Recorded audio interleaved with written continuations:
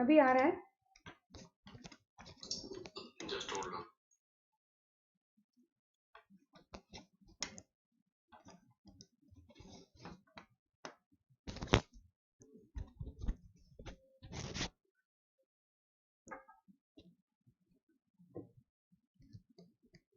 Right.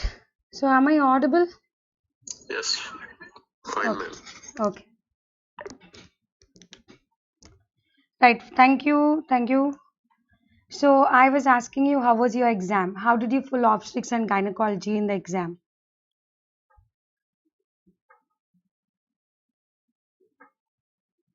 So whatever options you gave me, whatever questions you gave, I have tried to compile it in one place and do the session now. So there might be options and questions little vary from what you have told. मतलब क्योंकि it is a mixture from आप सबके answers, so you know it might be little vary. So you can let me know if any question is wrong or जो भी है, okay? So how did you feel? I have started with something, which is the easiest question which I felt among all the questions which were asked to you. So let's start with the first question. Which of the coagulation factor decreases in pregnancy?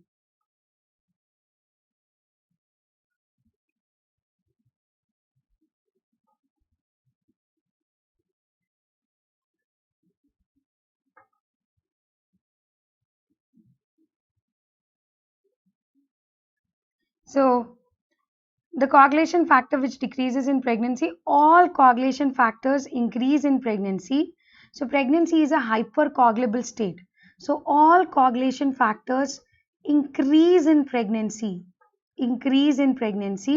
except 11 and 13, except 11 and 13, right? So it's also, we have discussed this many times, all factors increase except the factor 11 and 13, right? So that is why the best answer for this question will be factor 11. And even anticoagulants also decrease in pregnancy. Anticoagulants also decrease in pregnancy, that is protein S, protein C, these also decrease in the pregnancy. So anticoagulants also decrease in the pregnancy, that is protein S, protein C, all those also decrease in the pregnancy. Basic idea which you should have is pregnancy is a state of hypercoagulability. So for your NEET also you should be well versed with the maternal adaptation of pregnancy, right? Okay, the next question which we had was hypogonadotrophic hypogonadism. What are the findings we have?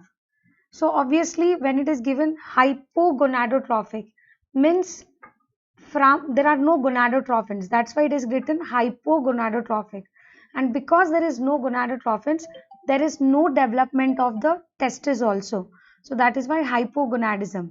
So what, so you told me that there are combination of these, there were combination of these, right? So hypogonadotrophic hypogonadism में there will be low LH and FSH. So like in females, males also you have hypothalamo pituitary testicular axis. So when gonadotrophins are not functioning, obviously gonad also doesn't function. Yes, so there will be low LH and low FSH. Obviously low testosterone, and because of that sperm count also will be low.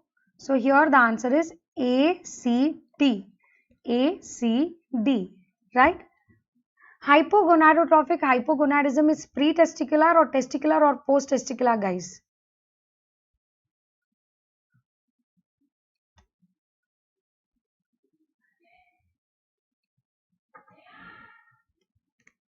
Hypogonadotrophic hypogonadism is pre-testicular or testicular or post-testicular? So it is pre-testicular. So hypogonadotrophic hypogonadism is pre-testicular. So if you remember, we have written also here in the pre-testicular causes, Callaman syndrome, right? These are all pre-testicular. So from the hypothalamus itself, you don't have the gonadotrophins, and that's why no gonads also. So testicular में, what will happen to the FSH, LH levels and testosterone levels in the testicular? See, sometimes now in this question they have asked pre-testicular, so next time they can ask testicular or post-testicular also. So testicular में when testis is not functioning, like when ovaries are not functioning, there is no negative feedback on FSH and LH. So testicular causes will be hypergonadotrophic hypogonadism. Hypergonadotrophic hypogonadism. So that is, there is increased FSH and LH. There is increased FSH and LH, but testosterone will decrease in testicular cause. There will be increased FSH and LH, but testosterone levels will decrease in the testicular causes, right? Next, coming to the post-testicular. So post-testicular may there is no problem in the hormone. So this is eugonadotrophic eugonadism. So if you remember this, we have discussed in the class also regarding the FSH and LH levels. I always ask this as a question. So something very similar to that has been asked here in the exam. So always you should be perfect with your concepts, then you will be able to answer it very well, right? So this is eugonadotrophic eugonadism.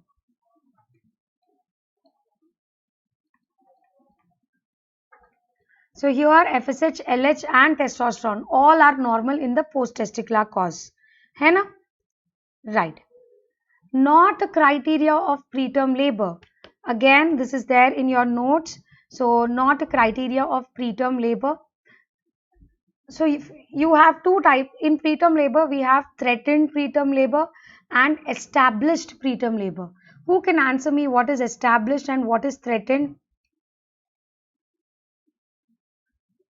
So threatened preterm labor may only contractions but no cervical changes. Established preterm labor may there is cervical changes as well as contractions also, and there is a criteria, guys. So again, I have picked up from your notes. So it is onset of labor before 37 weeks and you will have contractions plus cervical dilatation and effacement. So what is the criteria for the contractions? When they have 8 contractions in 60 minutes or 4 contractions in 20 minutes plus 1 centimeter dilatation and 80% cervical effacement, then you call it as established preterm labor. If there are only contractions and no cervical changes, then you call it as threatened preterm labor. So cervix more than 1 centimeter dilated is a criteria. 8 contractions in 60 minutes with cervical changes is a criteria.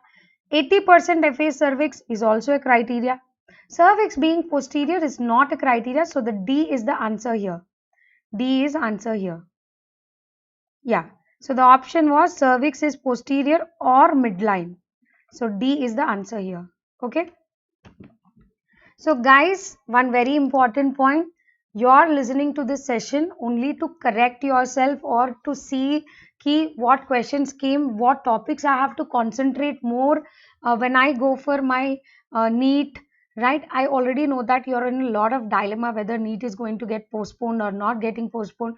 I tell you, but the best thing is not thinking whether it is going to get postponed or not. Just keeping on going on preparing. And I'm also going to launch free sessions or practice sessions. Now I'm very thankful for this session, questions, because I'm going to make you practice such questions for the NEET. So we should be prepared for moderate to hard questions only. It was not absolutely easy. So there were moderate to hard questions. So we should be prepared for that with some difficult options and all, so that we can give a awesome strike rate again in the NEET also, right? So you are going to analyze how you have answered and try to extract how should I go with the question, how should be my approach to the question. So this question, if you understand here, this is based on the concept in the name itself, it is there. So based on that, you could have answered this, right? Now this question, criteria is a direct question, right? So D, cervix should be posterior is not a criteria. Now I am teaching you one more thing here, that there is something called threatened preterm labor and established preterm labor. So this criteria applies only for established preterm labor. Threatened preterm labor may you only have contractions, but there is no cervical dilatation. And please remember the criteria: 8 contractions in 60 minutes or 4 contractions in 20 minutes.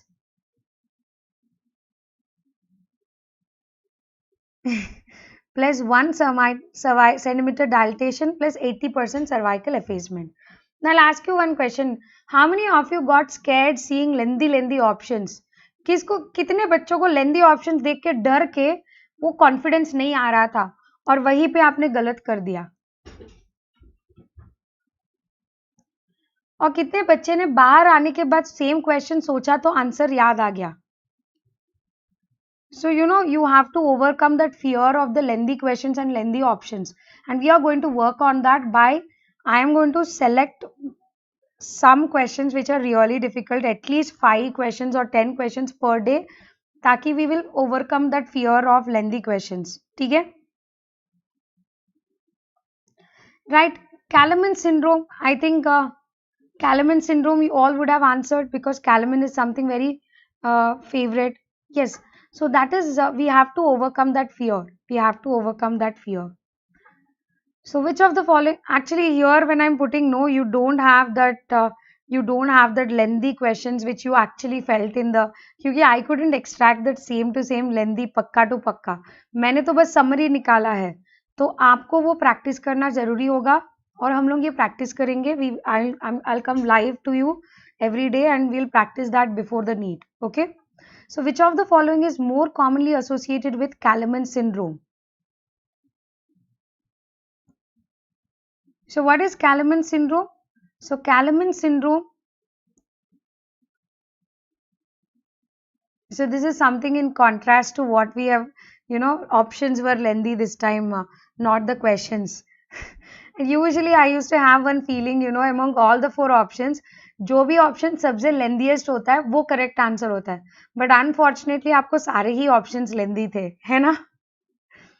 So this was again an easy question. Callaman syndrome भी एक easy question ही था because you all know that Callaman syndrome is where the placode which secretes the GnRH is absent, and from the same arcuate nucleus you have the olfactory placode going to the olfactory lobe, but that migration is also absent here. That's why Callaman syndrome are associated with anosmia plus.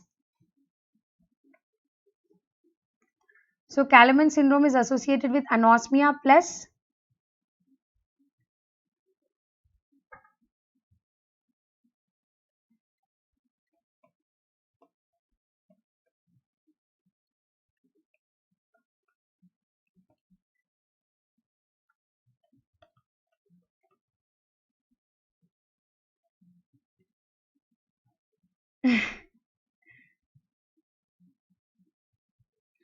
I do agree. Actually, many of the students has messaged me this time Opgyn was very difficult, and most of you have commanded the obstetrics and gynecology. But I'll tell you what has gone wrong. Till now, whatever questions we have discussed, this was easy. This was also easy. This was also easy. If you have read my notes, this is also easy for you. This was also easy. पहले 4 questions तो easy आए. There were 2 or 3 or maximum 5 questions which were very difficult. And what you all have done is, your brain was constantly going on that 5 questions and you have spoiled this. And please remember, agar you have answered, you felt that question was difficult, all your friends, speak to all your friends. They also feel that question is difficult. It is not like जो question आपको difficult था, बाकी बच्चों को easy था.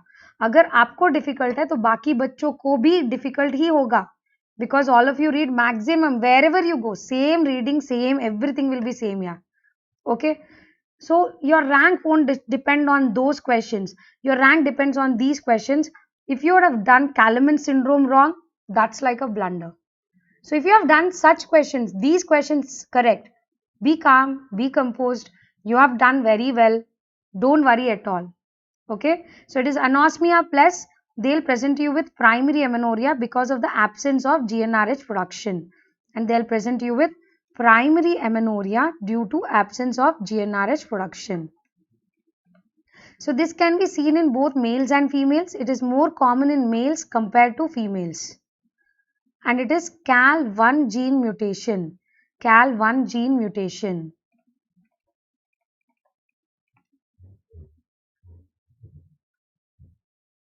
So there will be delayed or absent primary amenorrhea plus anosmia.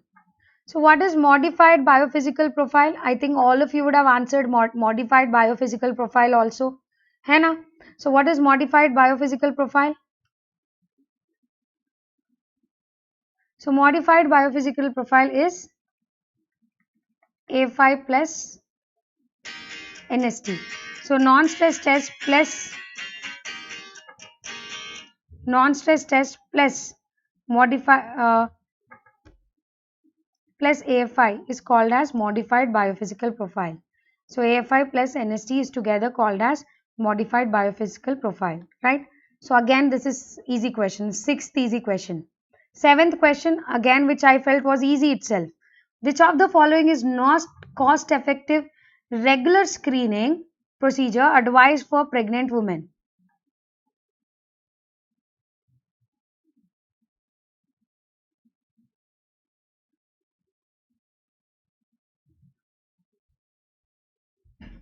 Very good, Rajesh. Excellent. So इसका भी answer बता दो. So which of the following is not cost effective regular screening advice for pregnant women? I think सब सारे बच्चों के notes में what are the regular screening methods which we do for pregnant women are written. So you all know that we do HIV, hepatitis B,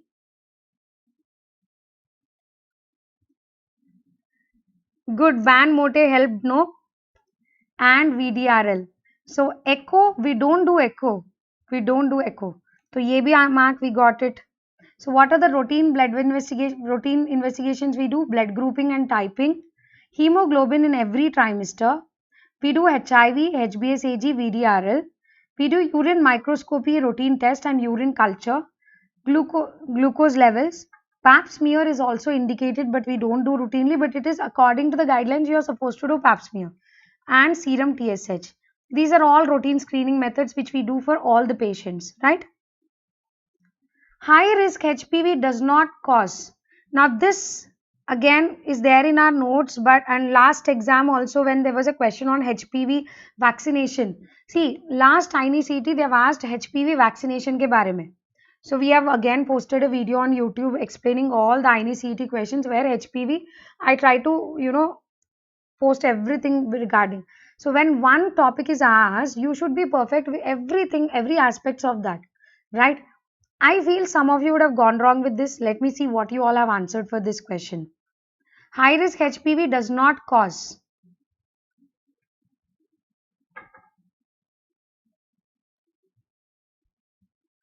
Excellent, Raja Deepan. Wonderful. So I see Raja Deepan.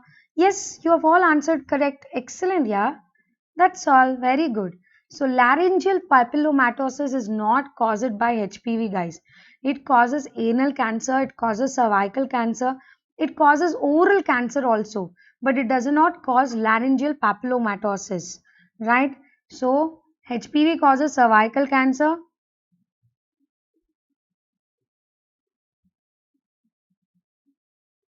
vaginal cancer, vulval cancer, genital warts, anal cancer, oropharyngeal cancer, penile cancer, right? So there was one more question on vaccination also.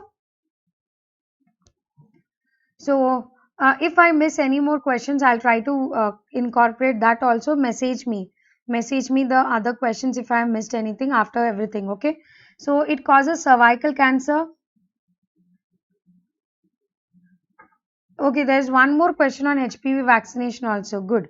So cervical cancer, vaginal cancer, vulval cancer, genital warts, anal, oropharyngeal and penile cancer. So all these are caused by HPV, but it does not cause laryngeal cancer. Okay. No worries, don't be disappointed. By giving 5-alpha reductase inhibitors, mark the correct option. So what does 5-alpha reductase what does the 5-alpha reductase does? What does the 5-alpha reductase does? So we all know that.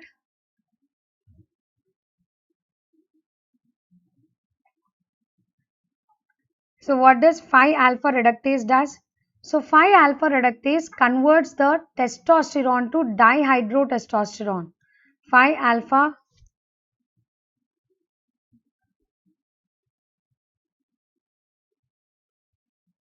reductase converts the testosterone to dihydrotestosterone, right?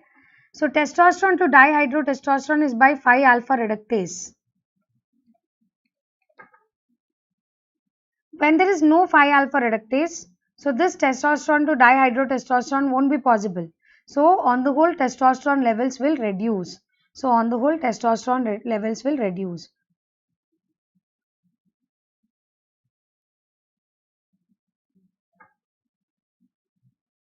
So it is dihydrotestosterone. That only will be correct actually. So on the whole, dihydrotestosterone will reduce.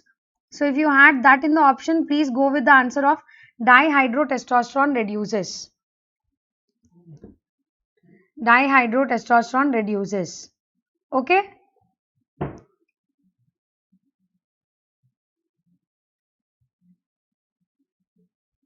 So how many doses of options were different? If you had an option of dihydrosterone decreases, then that is the answer.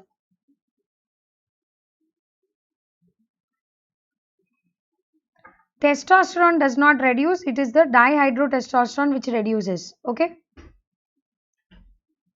So if you had an option of dihydrotestosterone reduces, then that will be the answer. Okay.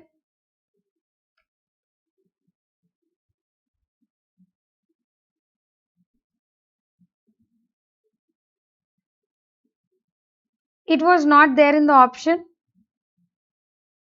It was multiple correct.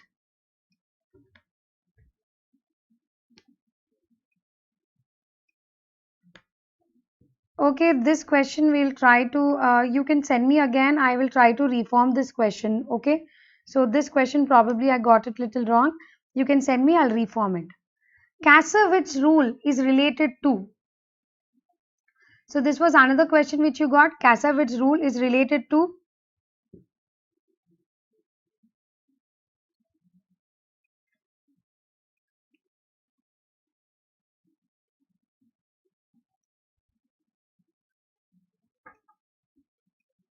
So Kassavitz's rule, I think again Kassavitz's rule last INI-CET में भी हमने इतना discuss किया था. There was one question which we were going on discussing कि ये एप्ला होगा या syphilis होगा क्योंकि syphilis follows Kassavitz's, and you all know that Kassavitz's rule is according to which? Congenital syphilis.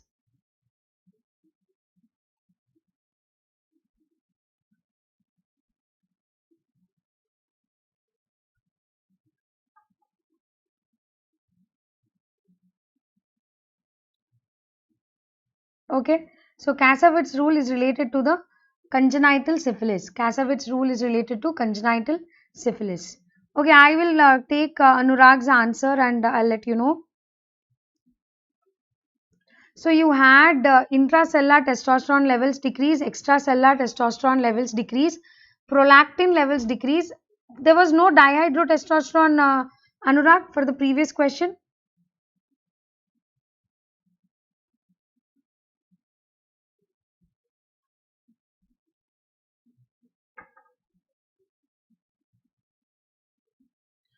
So Kassavitz's rule is related to the congenital syphilis. So there will be gradual diminution. We all know that Kassavitz's rule is where with every abortion, with every pregnancy, with every pregnancy in congenital syphilis will improve.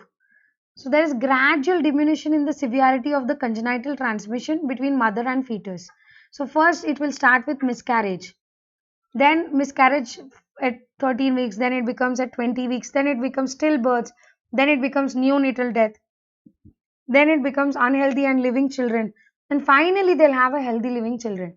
So gradually the transmission will decrease in congenital syphilis, and that is called as Kassavitz's rule. And that is called as Kassavitz's rule. Okay. Right. In preeclampsia, which is false, again, I absolutely know these options are wrong, and I don't know. The students were going on telling that there were many difficult options, but I would just tell you in preeclampsia, one of the newer predictor of preeclampsia is where vasoconstrictors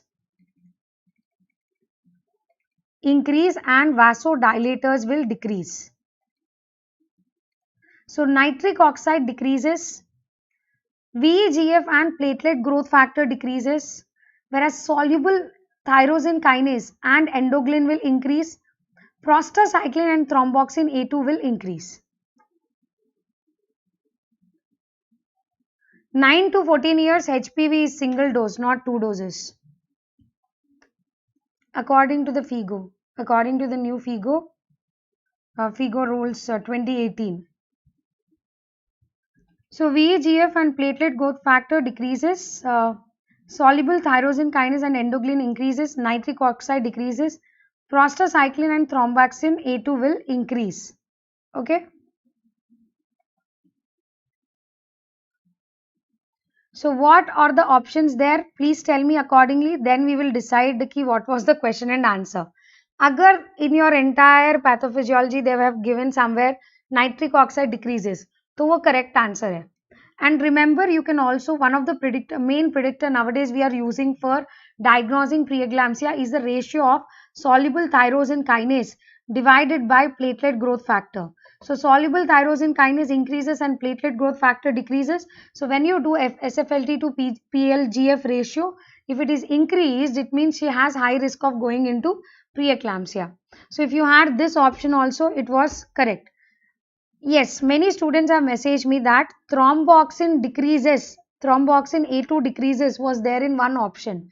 So if they have given prostacyclin and thromboxane A2 decreases, that was a false statement, because prostacyclin and thromboxane A2 will also increase in preeclampsia. Did you all have option of thromboxane? Did you have an option that prostacyclin and thromboxane A2 decreases करके?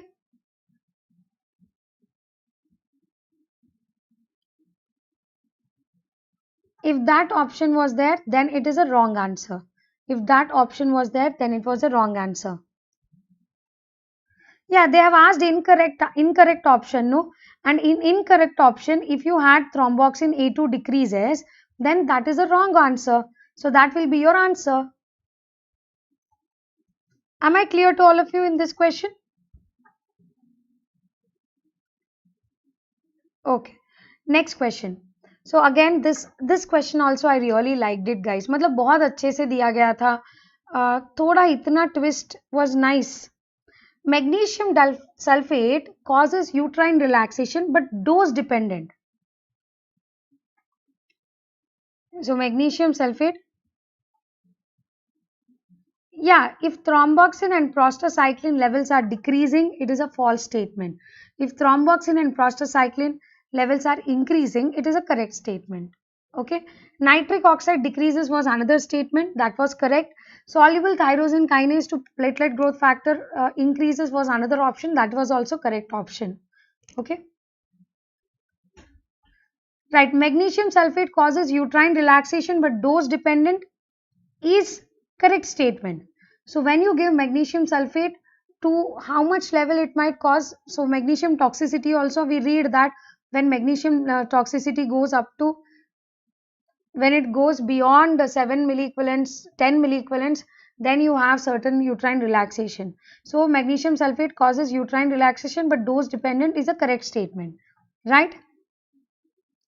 Magnesium sulfate in renal failure, loading dose can be given but maintenance dose should be adjusted based on renal function.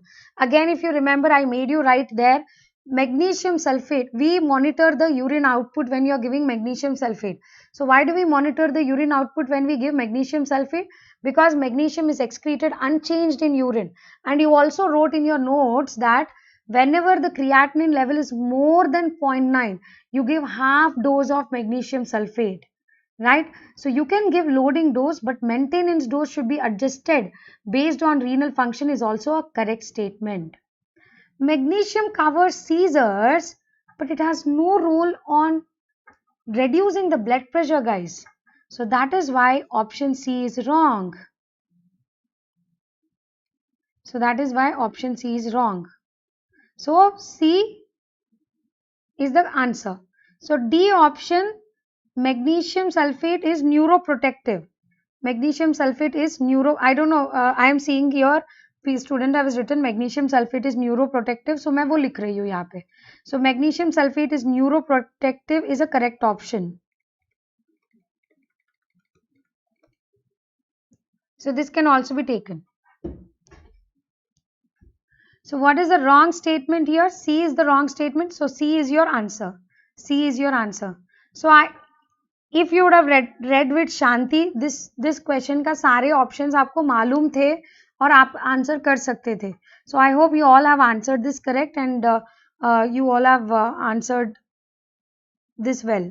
Okay. Next. So this one again, students were like, they were apprehensive that they didn't understand. But based on what you have learned, you could have answered this question also. Biophysical profile includes what? ये option तो you all know, क्योंकि आपको मैंने बताया कि biophysical profile के components को कैसे याद रखेंगे. So we will remember the biophysical profile. Biophysical profile के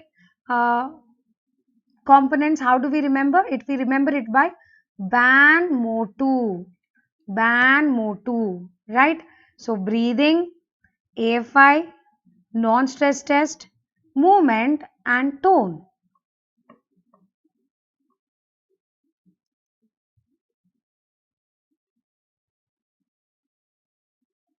So breathing, movement, tone, heart rate, AFI, all these are correct.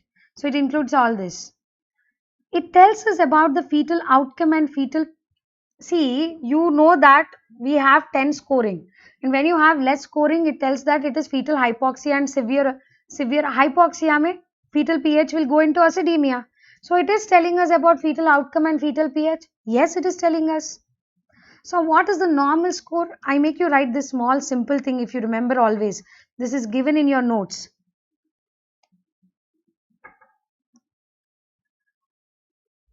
So 8 to 10 is normal, is correct. 8 to 10 is normal. 6 means chronic hypoxia. 2 to 4 is acute hypoxia. So if you go back, score less than 4, it is a chronic hypoxia. So fetal pH can be less than 7.2. Score 2, 100% fetal acidemia. That's why when you have score 2 or 0, you have to go for immediate delivery. So this is also correct. But score is inconsistent with fetal pH at different gestational age. No, score helps us to find out. So, but score helps us to find out fetal outcome is fetal acidemia and all is nothing but the fetal pH, no?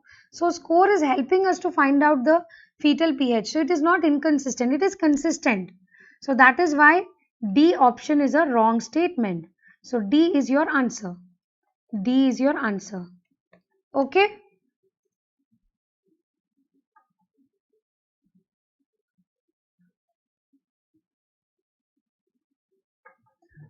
So there was one question on magnesium sulfate, till when to continue. So magnesium sulfate should be continued 24 hours after the last attack or delivery, whichever is the later. 24 hours after the last attack or delivery, whichever is later.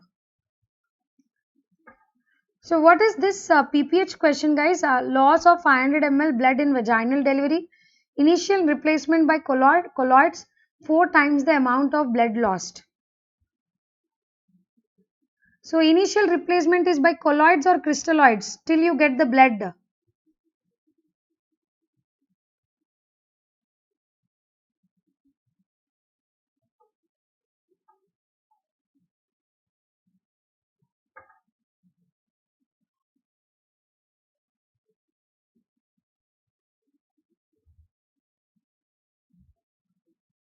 I don't know the other options. I don't know the other options, but I know one thing. This option is galat, yeah. So initial replacement is by crystalloids. Again, this in every time we make fun also, no? कि intern का काम क्या होता है? Intern का काम PPH में क्या होता है भाई? To bring the blood. So till he brings the blood, what are we going to do? We are going to start with the crystalloids. And we never give 4 times the amount of the blood loss, right? So initial replacement by colloids, this is wrong.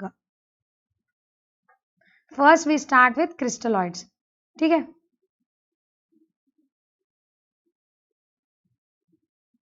So this option is wrong. B is, if you are marked B, matlab very good, very good. अच्छा ही answer किए ना, काली पुकट tension ले रहे थे. Okay. So this magnesium sulfate का question, मुझे fourth option, what was the fourth option? I don't know. But option A is correct. Magnesium sulfate causes uterine relaxation, but it is dose dependent. ठीक है? Magnesium sulfate in renal failure, loading dose can be given, but maintenance dose should be adjusted based on renal function. This is also a correct statement, guys. Magnesium sulfate covers seizures, but it does not cover hypertension simultaneously. That is why in hypertensive crisis, we give IV labetalol separate and we give IV magnesium sulfate to prevent seizures. So option C is wrong. So option is wrong. Last.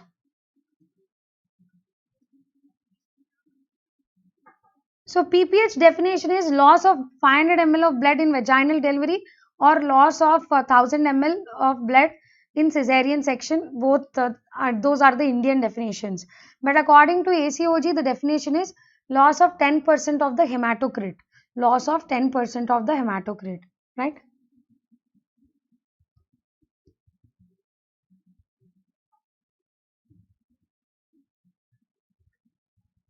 Labetalol maximum dose per day is 2.5 milligrams.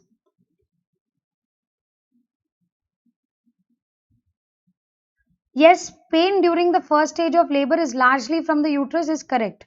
Pain during the second stage of labor is from perineum. So first stage of labor you can give epidural analgesia.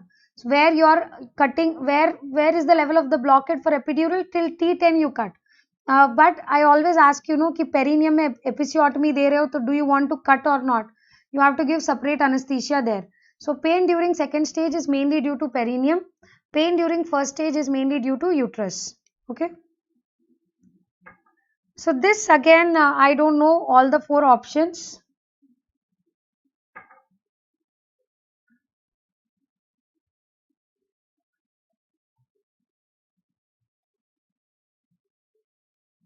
Okay, I am going to answer all your queries. I have some more questions. Then we will see what you're asking me. So all what you're asking me were also questions, guys. There were so many questions.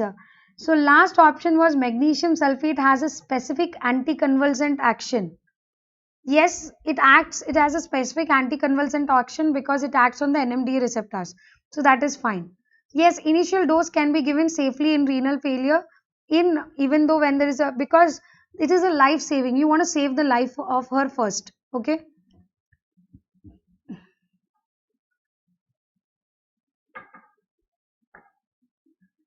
So magnesium sulfate given till 24 hours after delivery or 24 hours from the onset of convulsions.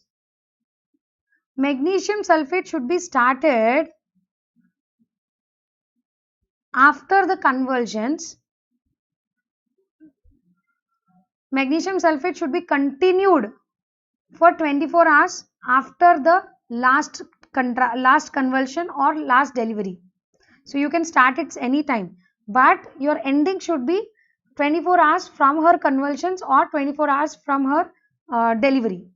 Okay, we can start prior also. Sometimes we start prophylactically itself, no? Yes, methotrexate is absolutely contraindicated in pregnancy. Now in this question, diabetes mellitus in pregnancy management, false statement is elective cesarean section has no effect in reducing the incidence of brachial plexus injury.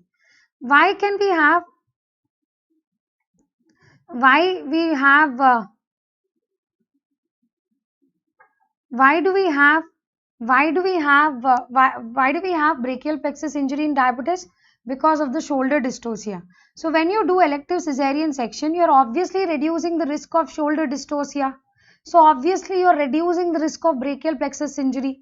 It is indicated to do elective cesarean section in macrosomic babies in diabetes mellitus. So whenever the baby weight is more than 4 kgs normally, or whenever a diabetic baby which is more than 3.5 kgs, we go for elective LSCS to prevent the shoulder dystocia. And for shoulder dystocia, prevention is better than doing the drill. So first statement is wrong for me. I think that is why students didn't send me the other options.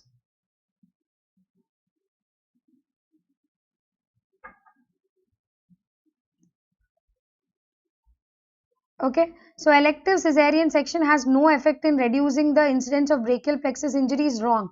Elective cesarean section is beneficial in reducing the brachial plexus injury.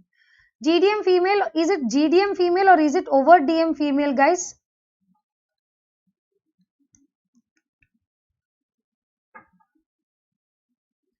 So over DM or GDM, you can give night dose, you can give morning dose, but post delivery, GDM patient does not require any insulin. Post delivery, you don't require any.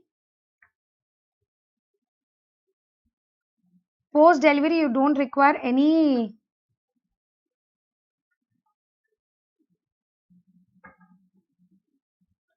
So this question options are wrong then.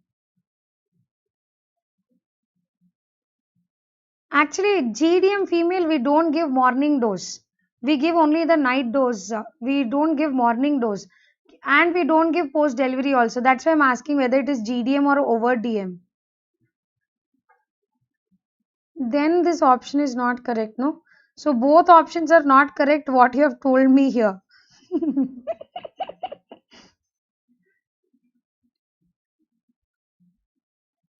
Both options are wrong here.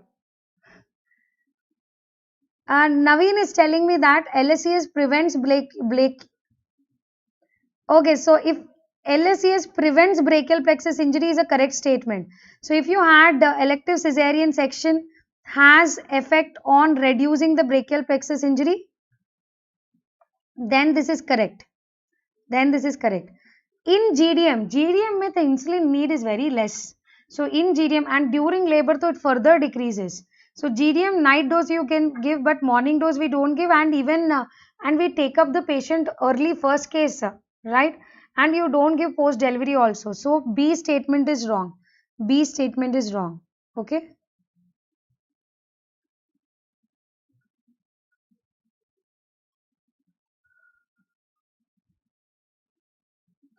So again, this question is a mess because you all are answering different. So this question also, please revert back to me. I'll try to come back with a well framed for diabetes question. Lady with breast removed after giving tamoxifen, how much time couple should take contraceptive planning before planning the pregnancy? So whenever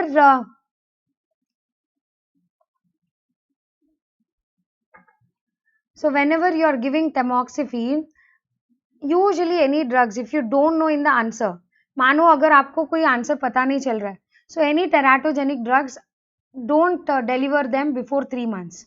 So lady with breast removed after tamoxifen, you should give at least 3 months gap prior to the planning pregnancy. Okay, 3 months.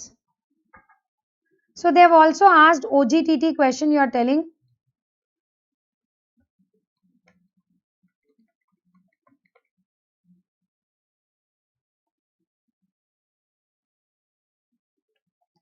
OGTT fasting 1 hour, 2 hours, 3 hours.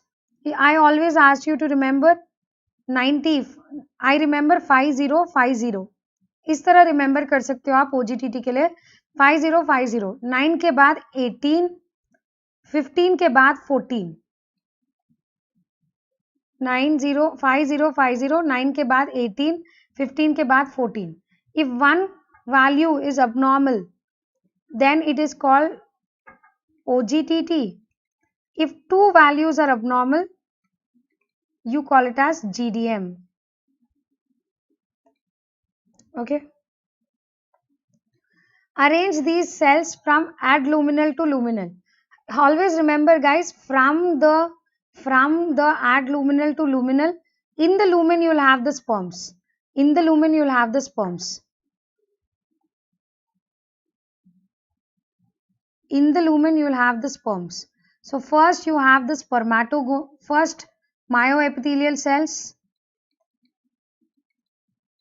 then you will have the spermatogonium, then you have primary spermatocyte, then secondary spermatocyte, spermatid and sperms. Spermatid and sperms.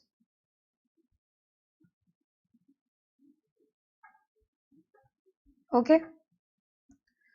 A 37-year-old unmarried female nulliparous having regular intercourse but on OCPs. Mother had breast cancer at 50 years of age.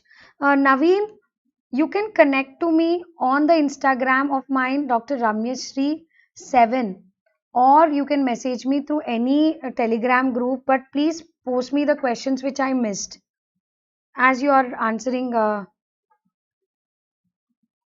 appropriate karke questions. So mother had breast cancer at 50 years of age, sister had at 40 years. What will you advise as a next step?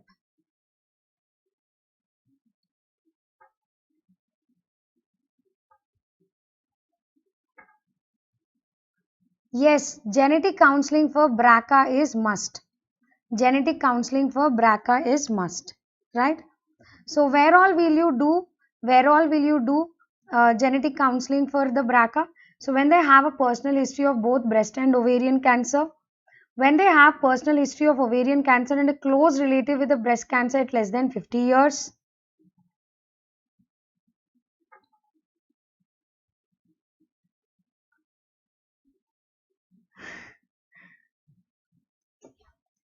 History of breast cancer at less than 50 years and a close relative with ovarian or male breast cancer at any age. Women with happiness zone, don't worry, I'll teach both obstetrics and gynecology. And this year I have also recorded the obstetrics and gynecology in English also. So it was something a lot fun. So you can do watch those also, right? So women with first or second degree relative with known BRCA mutation, women with breast or ovarian cancer at any age, and two or more close relatives with breast cancer at any age.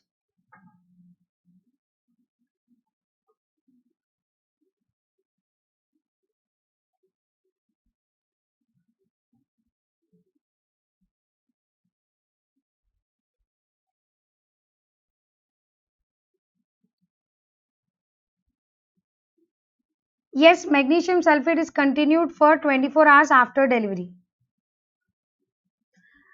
This one I was little, type of cerclage done in non-pregnant patient with cervical incompetence.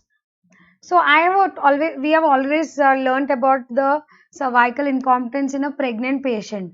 So you could have done, rule out manner may you could have done answered this.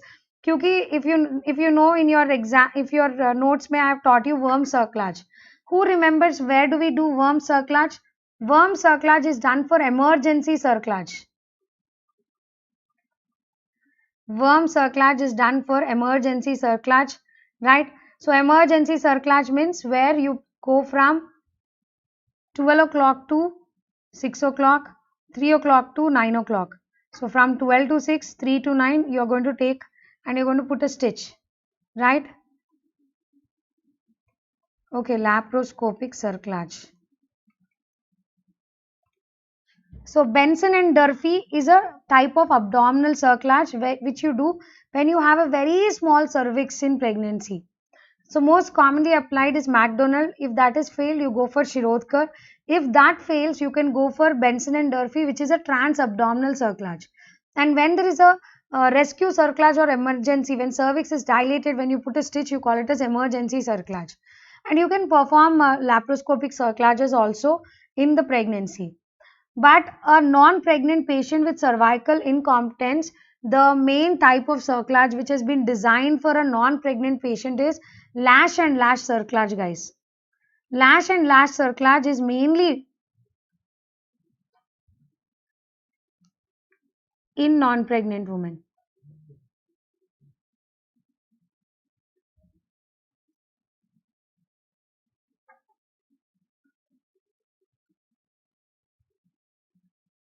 Nitrite and leukoesterase test can confirm the UTI in pregnancy.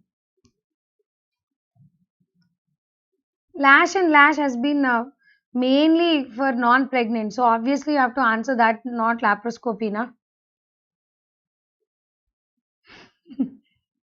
So lash is done when there is a structural defect in the anterior cervix at the time of spontaneous abortion.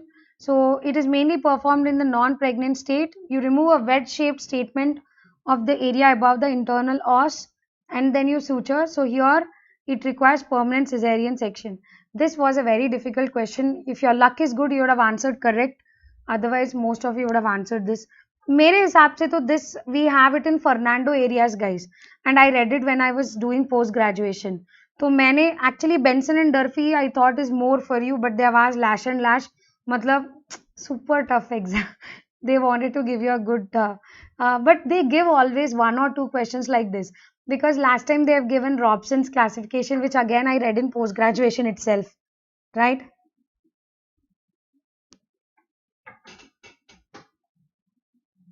So lash and lash is done in non-pregnant state. Rest all are done in pregnancy.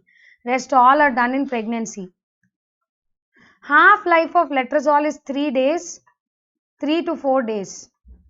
Half-life of letrozole is 3 to 4 days. So best answer is 96 hours.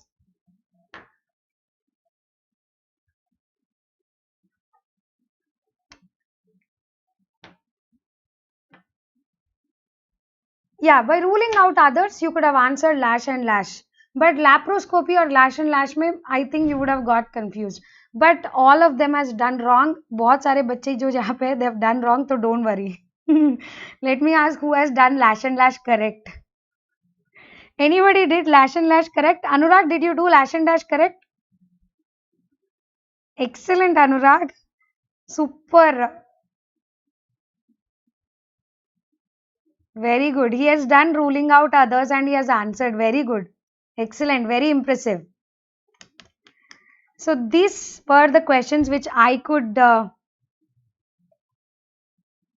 Pyelonephritis true statement is blood and urine culture, 3 days afebrile, then start on oral antibiotics, then discharge.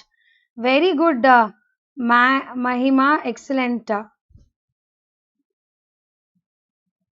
70 hours means again it is 3 days, no?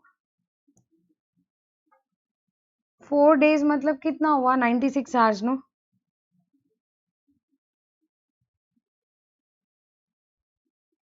So some of you have answered it correct. Very good. Smart Sujit.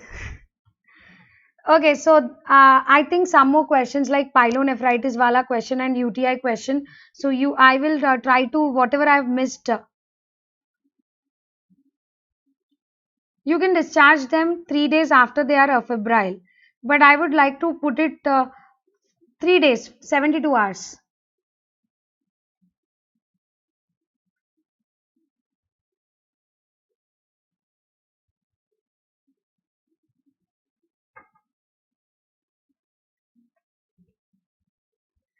"90 hours will be more nearest than 70 hours is what I am thinking.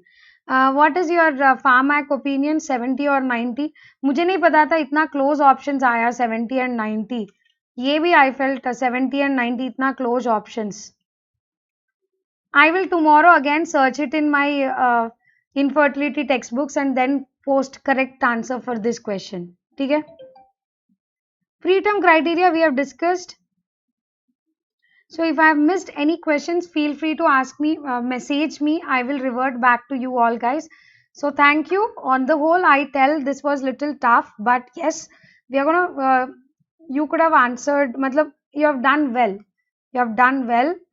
Don't think about this anymore, but try to concentrate more on these topics again, so that you do better for the NEET again. And all of you, for everyone it was tough, so it doesn't matter. And tough exams are always good, you know, you get a better, मतलब थोड़ा आपने अच्छा कर दिया ना तो अच्छा rank मिल जाता है.